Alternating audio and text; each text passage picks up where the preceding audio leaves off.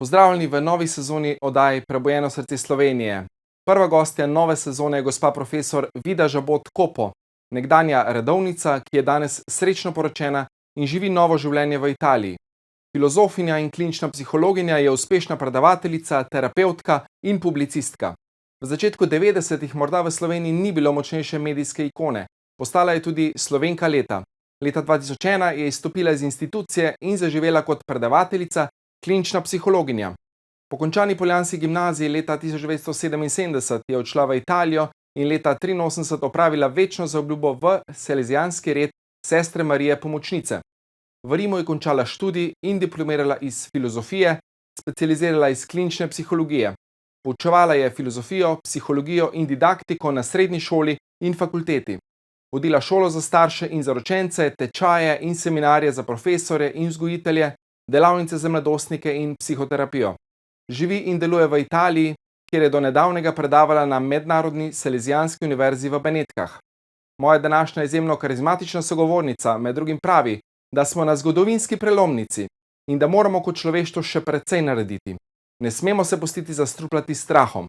Edini zmagovalni boj za dobro poteka na osebnem notranjem bojišču. To je ona, ženska, ki sije in že v rojstnem imenu nosi življenje. Počaščen sem, da je danes v naši družbi gospa profesor Vida Žabot. Dobrodošli, pozdravljeni torej v novi sezoni oddaje Prebujeno srce Slovenije. Moja prva gostja je profesorica Vida Žabot Kopo. Dobrodošla, lepo pozdravljeni. Tokrat smo online. Dober dan vsem in vso srečo, zakaj pa ne?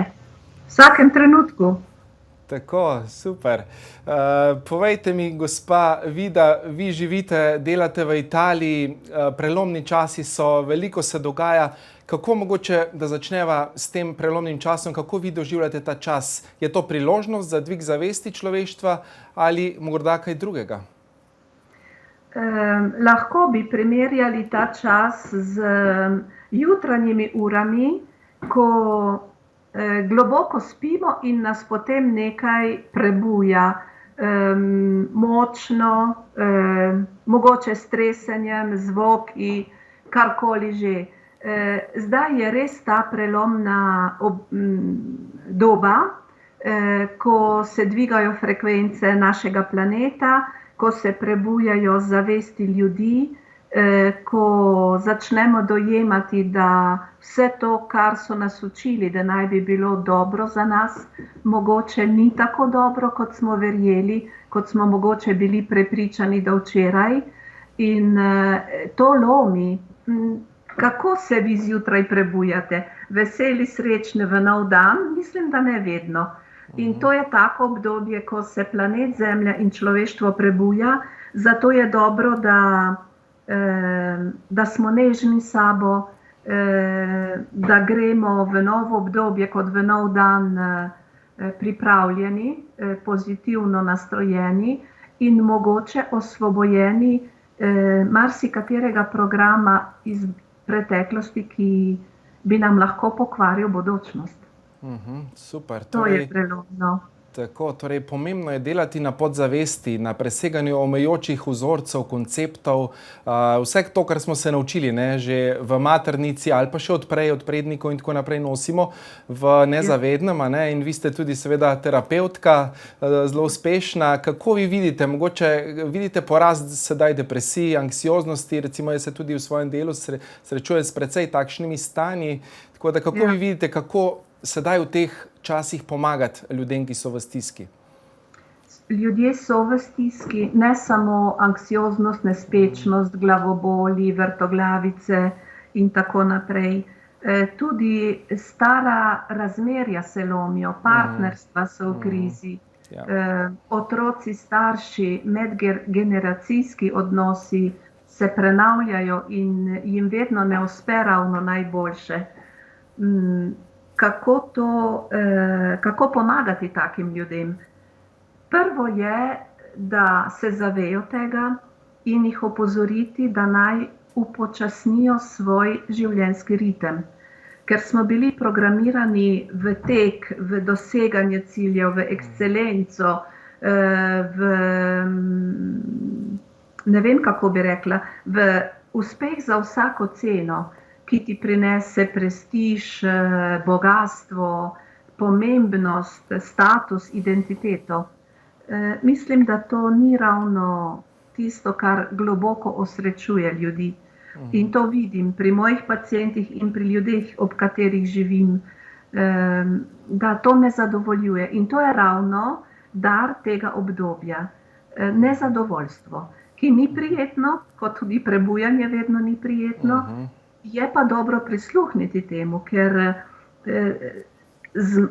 imeti sposobnost, imeti pogum, pustiti za sabo nekaj, kar smo mislili, da je bilo lepo, dobro in da bo zavedno tako, ni lahko. Ampak to nas vse čaka. Ali gremo čez ta most, ali pa ostanemo v starem in ponavljamo izpite, kot se dogaja, ko nismo dobri študentje. Tako, in se iz zgodovine nič ne naučimo in potem moramo ponavljati lekcije, ne, bi rekli. Ja. Tudi vi ste bili seveda v instituciji, ne moreva mimo tega, ampak ste rekli, da bi lažje sicer preživela, ampak moja duša ne bi bila svobodna.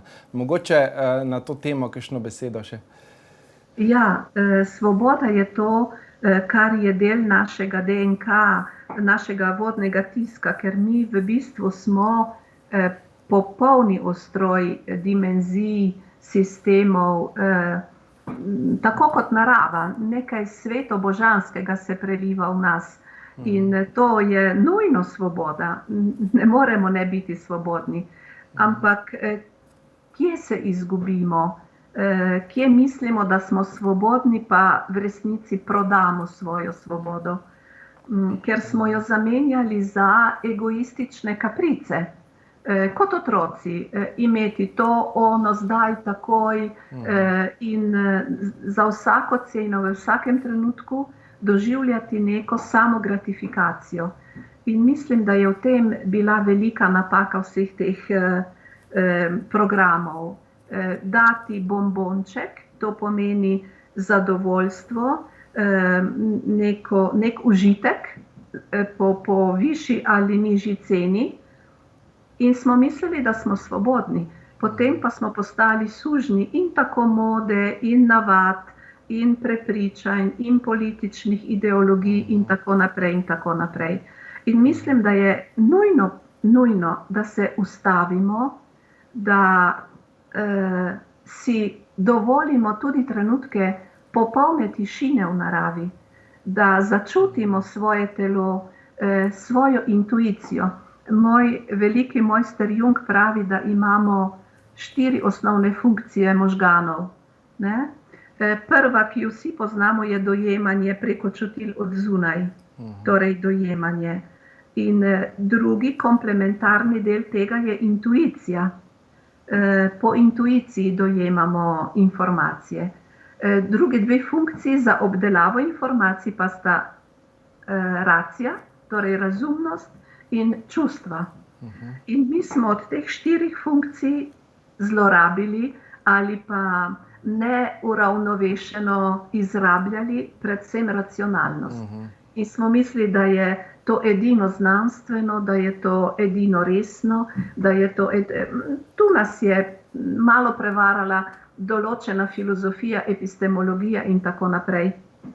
Ampak, če poslušamo aktualne kvantne fizike danes in zgodovino vsake panoge znanosti, vemo, da so največji izumi sad intuicije. Ko osvobodimo naš ko našemu umu damo tudi energijo srca.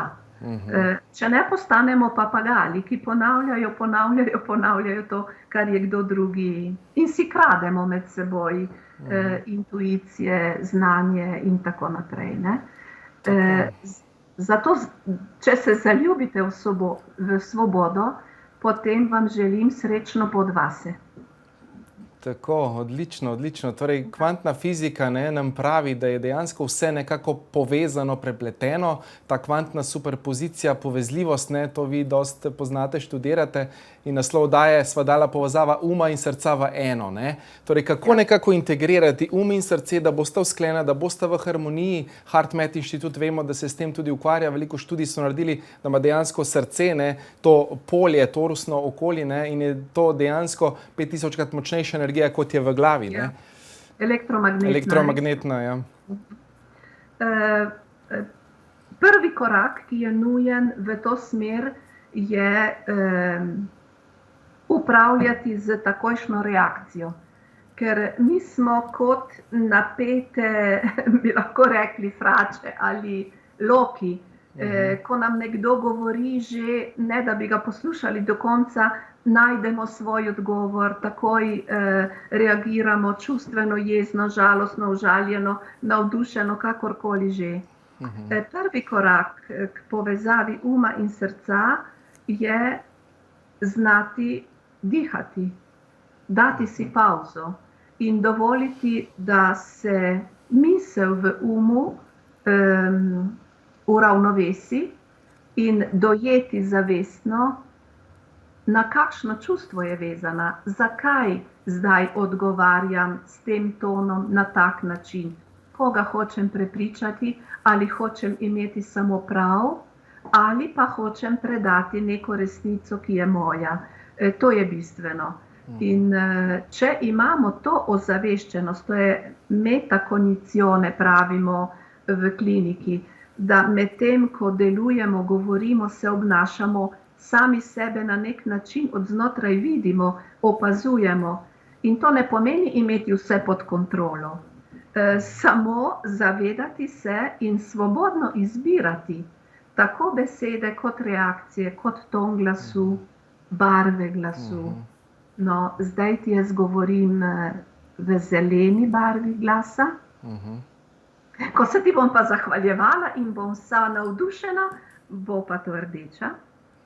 Ko bom zelo dobre volje in bom motivirala skupine, bo rumena, ki daje radost, dobro voljo in tako naprej. Ko sem pa profesor in razlagam teorije, potem je pa čisto modra. Torej, to so te 4 temperamenti, ne? 4 barve glasu, ki jih poznamo. Tako. In je dobro, da ljudje to vejo, ker če ti kdo reče, veš, kako sem srečna, kako lepo poletje sem doživela, tako je bilo zanimivo. Aj vi verjamete? Ja, dejansko vse je. Vejo, da in besede imajo neko vsebino, telo pa, ki nikoli ne laže, pove resnico. In ko nista usklajena, pač gre tako. Tako, torej vse je. Ali pa nisem rada, pa koliko sem že žrtvovala zate, pa kako te ljubim, evo. Ja, torej vse je energija, vse je vibracija in dejansko mi smo energijska bitja in dejansko se to čuti, Tako da bova nadaljevala. Ja, ko pa ostajamo v egu, in to je največja, bi lahko rekli, past, prava past. Ko mislimo, da je vse to, kar smo, kar zmoremo, kar vemo, kar občudujemo, ali bi radi, da bi drugi občudovali v nas, je samo ubogi ego, ki naj bi bil preprosti vratar, ki rešuje praktične probleme. Zunaj je lepo vreme, grdo vreme, izberi pravilno oblačilo ali pa se pripravi na to ono. Mi smo mu pa dali kraljevsko palačo in prestol, in tam se ogromno duš zgubi, žal. In zato je dobro, da pridejo nazaj. In to obdobje prenosno, ki ni lahko za prenašati in v kratkem ne bo lažje, nasprotno, mislim, da nas usmerja ravno same k sebi, da odkrijemo, kdo v globini smo. Smo veliko več, kot so nas učili ali prepričali, da naj bi bili kot ustvarjalna bitja. Tako, super. Bova nadaljevala po kratkem predahu, ko se ponovno vidimo. Pozdravljeni v drugem delu oddaje Prebujeno srce Slovenije. Z menoj krasna gostja, profesorica Vida Žabot. Gospa Vida, veliko ste tudi potovali po svetu. kje so se dejansko kaj se vam je najbolj mogoče vtisnilo v spomin, kje ste doživeli mogoče nek preboj na nivoju zavesti, ta kvantni skok, kot radi rečemo, ne, v kvantni fiziki. Kje ste to najbolj začutili, recimo? Ti bi me rad napeljal na dejstvo, da narava, svet, energije, ki nas obkrožajo in so različne na planetu tu in tam, lahko pomagajo k kvantnemu skoku. Jaz sem pa doživljala vsako potovanje kot nek štart na novo, neko odkritje in je vsako potovanje, ki sem ga doživela, najprej v Afriko, 3-4 države v Afriki, štart, in potem v Aziji, in delno tudi Severna Amerika, ampak vedno sem doživljala to kot neko, to je Jordanija, pod vase. Vsaka energija me je nagovorila, me je mogoče malo zmečkala tudi, energije v Aziji, pogovarjala sem se z tistimi, ki tam živijo, celo živali, kot vidite, se odzivajo. Povsod je bilo nekaj novega, drugačnega.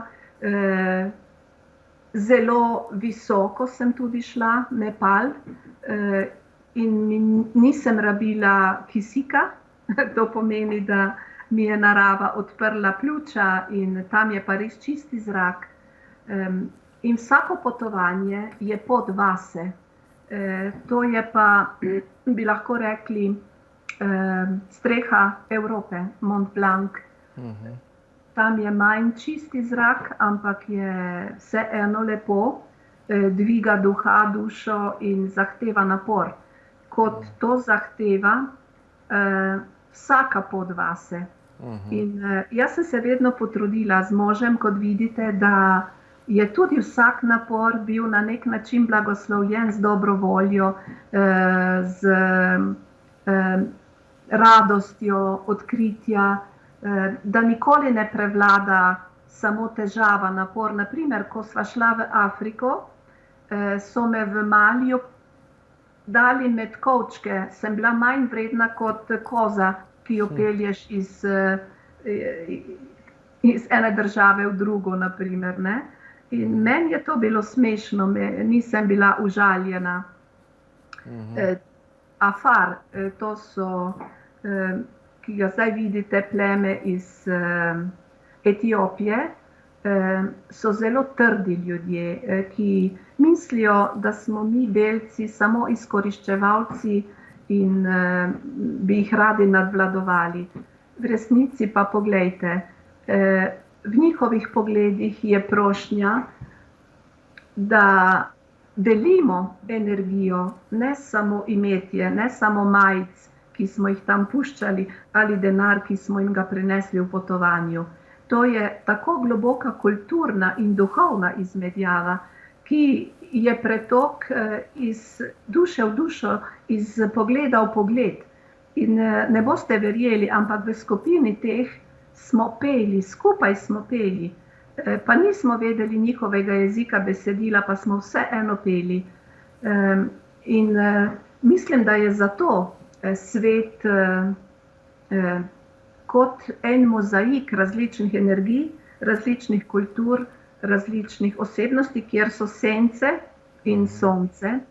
Ampak jaz sem vedno optimist, ker luč zmaguje, dobro zmaguje in sem to izkusila na lastni koži, ker če ti ljubeče gledaš ljudi, pritegneš k sebi tiste ljubeče, ki ti pomagajo tudi čez temne zadeve. Tako da mislim, da je najlepša in najbolj zahtevna šola ravno to, da greš direktno pogledati, kako svet živi in kako utripa in kako se človeštvu dogaja v raznih koncih sveta. In tam sem odkrila, da mediji niso ravno, skupaj s nekaterimi novinarji, niso ravno, bi lahko rekli, poroki resnice in apostoli pravih informacij. In to mi je zelo odprlo srce in ozaveščenost. Zato sem zelo hvaležna, da sem lahko potovala. Zdaj ne več, ampak takrat pa. Tako. Torej, dejansko je potrebno biti previden. Dosti ljudi lahko z nami manipulira, tudi mediji, tudi politiki, in dejansko se to sedaj kaže tudi v družbi. Ne moremo vedno vsemu verjeti, kar slišimo nekje po medijih. Ja, tukaj je ravno stvar ozaveščenosti, obveščenosti, ne bom rekla samo izobrazbe, informiranosti. Ker če si ti v težavi, jaz mislim na preprostega človeka, ki ga kaj boli, ki ga kaj muči, se obrne k nekomu, kateremu zaupa. Je to zdravnik, je to prijatelj, je to profesionalec z raznih področji. In velikokrat tudi tam ni resnice in ni realne pomoči.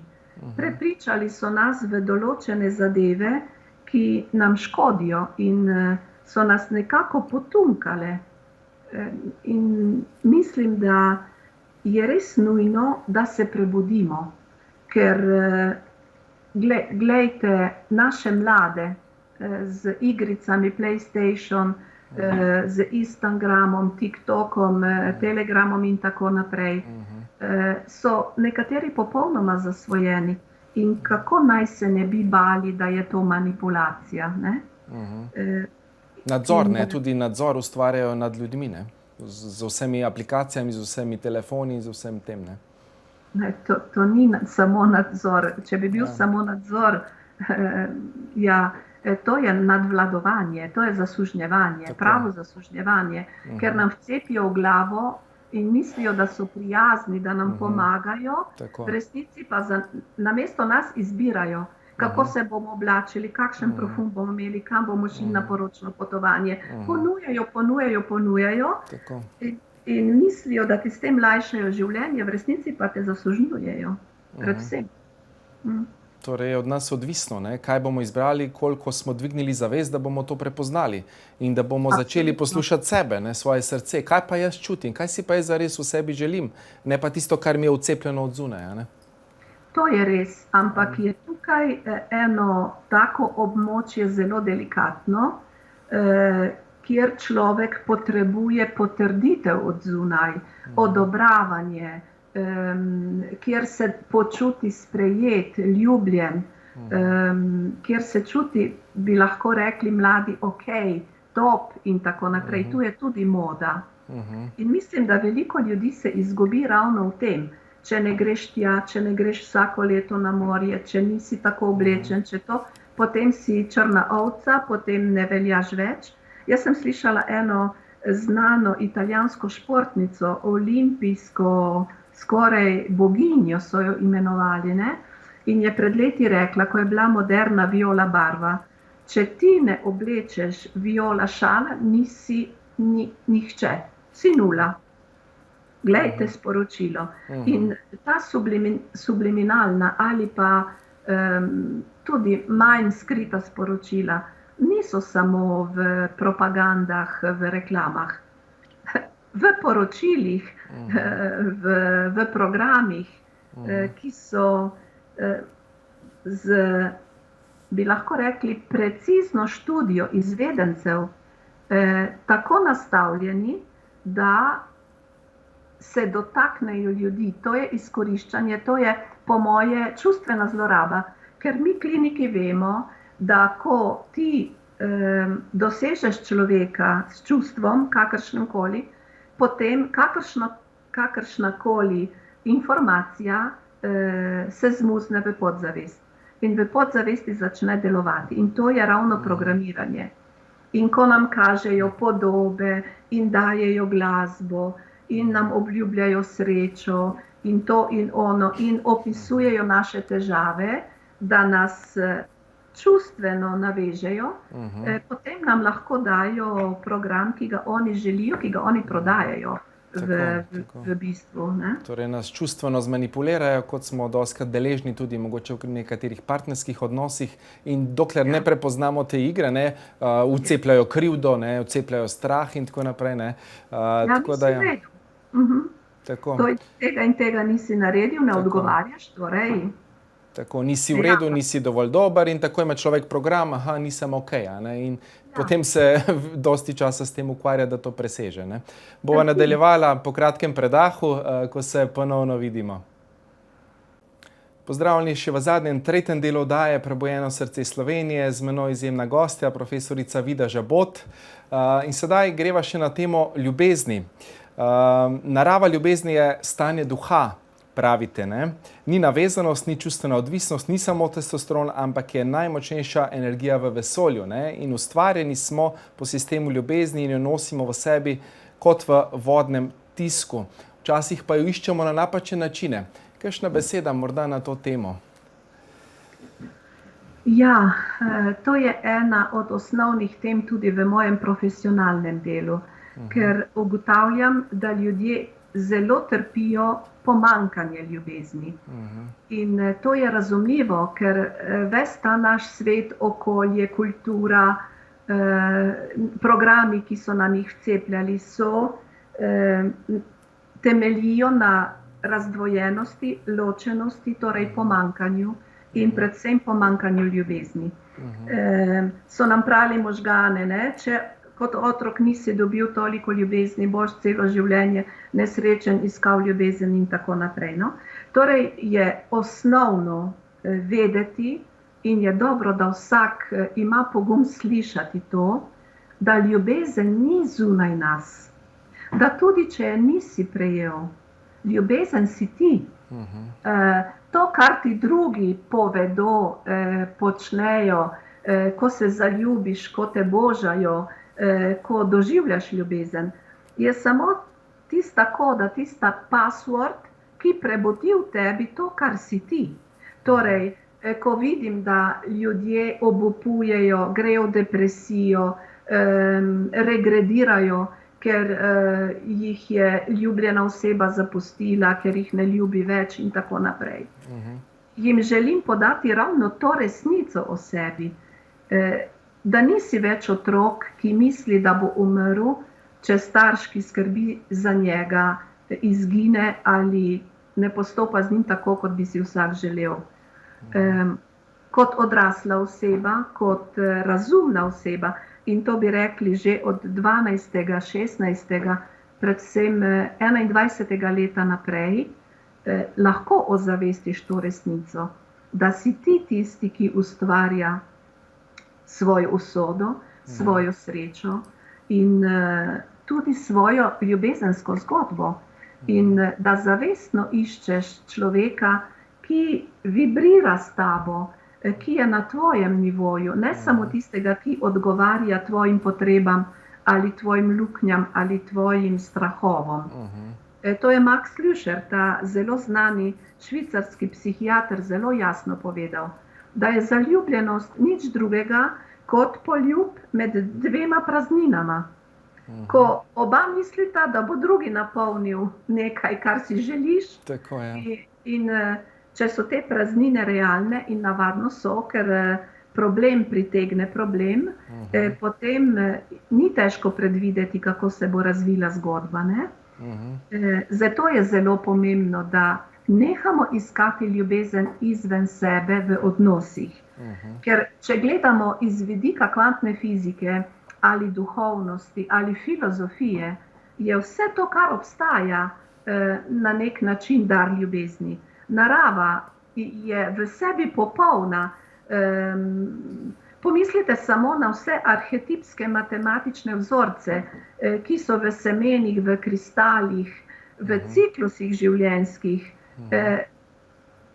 In boste dojeli, da ne more biti drugo kot najvišja popolnost, in to je samo ljubezen.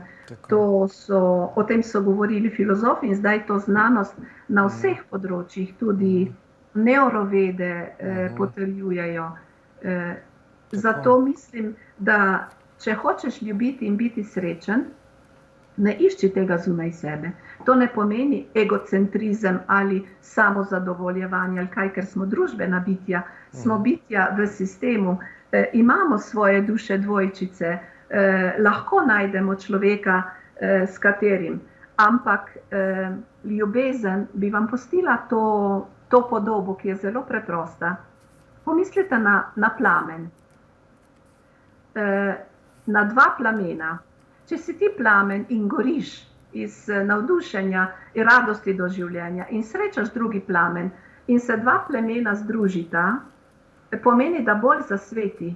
In ko se zopet pustita, vsak žari še naprej, vsak gori še naprej. In to pomeni, da je vsak odgovoren za svojo srečo, zato ker vsak je ljubezen in ustvarja svoje izkušnje. Ko mislimo, da nam nekdo nekaj odvzame ali onemogoči, omejujemo sami sebe in mi temu kliniki pravimo, je ustvarjanje nekoristne bolečine. Torej najprej prepoznati, da smo ljubezen dati, ne? In potem, ko daš iz srca, se ti itak vrne, ne? Tako. Kako pa recimo nekdanja redovnica, ne? Kako ste oziroma sedaj mogoče doživljate Jezusa, ne, ki naj bi predstavljal ljubezen, ne, sočutje, mogoče pač nas je prišel mogoče to naučiti na planet Zemlja, kako ga vi doživljate? Ja, glejte, jaz sem po vzgoji, po modelu moje mame, to veliko ljubezen do mojstra Jezusa šla iskat v institucijo. In sem bila iskreno prepričana, da je to. In sem koherentno do konca to tudi živela. Medtem pa, ko sem se tudi duhovno, kulturno, mentalno razvijala in tako naprej, sem pa spoznala, da ni tam doma samo ljubezen. In da je ta moj mojster ljubezni, ki mu nekateri pravijo Jezus, drugi Ješua, tretji Sananda, četrti tako naprej. Eden od največjih mojstrov, kot so tudi drugi, ki jih določene religije razlikujejo med seboj, ločujejo, ampak to je vse ena in ista veličina božanskega, v katerem živimo, se gibljemo in smo, kot pravi sveti Pavel. In da zaključim, ne, ker nimam rada navezanosti na preteklost. Zato tudi vsi ti pogovori o prejšnjem življenju, o nuni in tako naprej, jih ne rada poslušam. Vam pa zagotovim, da je tista velika ljubezen, prva ljubezen, ki sem jo doživela že kot otrok do mojstra ljubezni, ki je Jezus ali kakor hočete, zdaj še bolj živa in je ostal moja prva ljubezen, ker vem, da v tem toku, v tem energetskem polju, kot bi ga prikazala kvantna fizika, tudi ves planet, vso naše osončje, vsa naša galaksija zdaj doživlja prerojenje. In mislim, da vsi tisti, ki ga ne marajo ali ignorirajo ali karkoli, bodo imeli zanimiva prebojenja v bodočnosti, ravno vezana na to ime in na to energijo. Tako, on nam je prišel pomagati, ne, že pred 2000 leti odpreti srce, ne, zdaj pa gremo še na višjo dimenzijo, v tako imenovano peto dimenzijo, ne, kjer se zdaj človeštvo prebuja, ne, in dejansko je potrebno razrešiti vse te stare travme, bolečine, kolektivnega nezavednega tudi, ne, da bi se lahko osvobodili in dvignili zavest. To počne že naša mati Zemlja in vidimo. In to se nam zdaj, dragi gledalci, poslušalci, dogaja predvsem po noči. Če se vam kaj čudnega sanja, če se zbudite z morami ali težko, ne obupujte, ne mislite, da je z vami kaj narobe. Eden od velikih mojstrov profesionalnih, Carl Gustav Jung, pravi, da nam preko sanj in nočnih podob naša podzavest kaže, česa vsega se lahko osvobodimo ali kaj rešimo. Ko so pa sanje prijetne, lepe, ustvarjalne, pa nam naša nadzavest kaže, v katero smer, v kako globino naj se potopimo ali v katero višino naj se vzpnemo, da res najdemo sami sebe. Francoski znanstvenik in eden od največjih analistov Carla Gusta Junga, La Chance, je v svoji knjigi o sanjah napisal, da če bi človek res znal poslušati in razbirati svoje sanje, ne bi potreboval ne računovodja, ne zdravnikov in niti mehanikov, marsičesa drugega ne, ker nas naš tisti transpersonalni, nadosebni ki je kolektivna nadzavest, opozarja preko sanj na vse to, kar lahko lažje in lepše uredimo v vsakdanjosti. In bi se lahko rešili marsikatere težave, če bi bili bolj pozorni na to, kar nam sporoča. Ampak ne kriči, šepeta, svetuje. Ego, razum pa kriči, ker smo mi tako navajeni na kričanje razumnosti in racije, smo skoraj postali gluhi za te druge informacije, ki so nam pa zdaj nujno potrebne, če želimo v lepšo bodočnost, res. Tako. Žal se nama je čas iztekel, ne, ta relativni linearni čas. Tako da še bi klepetal z vami, mogoče samo še en stavek, mogoče tisto zaključna misel za naše gledalke in gledalce, da jim mogoče še ostane v nekem spominu. Kakorkoli je, kjerkoli si, veruj, da zmoreš, ker si ljubezen. Bravo, super. Hvala vam, profesorica Vida Žabot. Res bilo mi je v čast, da ste bila moja gostja, prva gostja v novi sezoni oddaje Prebujeno srce Slovenije. Hvala, moj poklon za vse vaše delo in verjamem, da se še slišiva in tudi vidiva kdaj v živo. Enako tudi vam, res. Hvala. Srečno. Hvala torej, drage gledalke in gledalci, da ste bili z nami v prvi oddaji nove sezone Prebujeno srce Slovenije in se gledamo prihodnjič.